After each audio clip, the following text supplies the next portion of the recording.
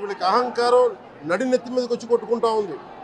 అహంకారం తీస్తాం, తోలు తీసి కింద కూర్చోబెడతాం. మీకు ఒళ్ళు ఒక్కొక్కళ్ళకి మీకు ఎక్కడెక్కడ ఉన్నాయో తెలియట్లా. మీకు అహంకారాలు పెరిగిపోయినాయి. మీకు ఆధిపత్యపు అహంకారంతో అధికారుల మీద దాడి చేస్తే మిమ్మల్ని ఎలా తీసుకెళ్లాలో, ఎలాంటి శిక్ష పడాలో మీకు ఖచ్చితంగా చేసి పెడతాం. మీకు ఇష్టారాజ్యంగా చేయకండి. అహంకారంతో నడినెత్తి మీద కళ్ళు నెత్తికెక్కాయి. మీకు ఈ ప్రభుత్వం చాలా త్రికరణ శుద్ధిగా అందరం కూర్చొని మేము కలిసికట్టుగా ఉన్నాం. ఇక్కడ ఇది కూటమి ప్రభుత్వం, ఇది వైసీపీ ప్రభుత్వం కాదు. ఇది ఇష్టారాజ్యంగా మీరు చేస్తారంటే కామ్గా కూర్చునే ప్రభుత్వం కాదు. మీకు ఎలా చేస్తే, ఎలా నియంత్రిస్తే మీకు కిందకు వస్తారో మేము చేస్తాం. మీరు గాల్లో విహరిస్తూ ఉన్నారు. 11 సీట్లు వచ్చి ఇంకా గాల్లో విహరిస్తున్నారు. మొత్తం మీకు ఎలా కిందకి దించాలో మాకు బాగా తెలుసు. చేసి చూపిస్తాం.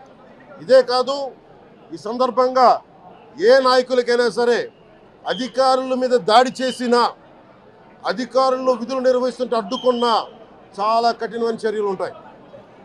ఈరోజు నేను వచ్చి ఇక్కడ ఎందుకు వచ్చాను జవహర్ బాబు గారి దగ్గరికి అంటే, ఆయన ఒక ఎస్సీ ఎస్టీ కులానికి సంబంధించిన వ్యక్తినో వీటి గురించి అని కాదు.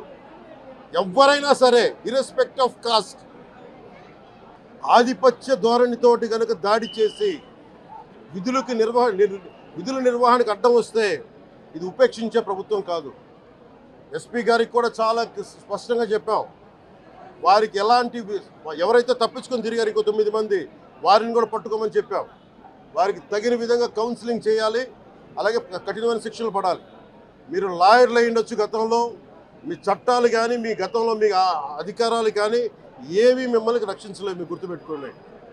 అలాగే ఈ విషయంలో ప్రజలకు కూడా చెప్తా ఉన్నాను, యువతకు కూడా చెప్తున్నాను, ప్రత్యేకించి రాయలసీమ యువతకు కూడా చెప్తున్నాను, మహిళలకు కూడా చెప్తున్నాను. మీరు దయచేసి భయపడకండి. ఈరోజు జవహర్ బాబు గారి భార్య భయపడతా ఉన్నారు.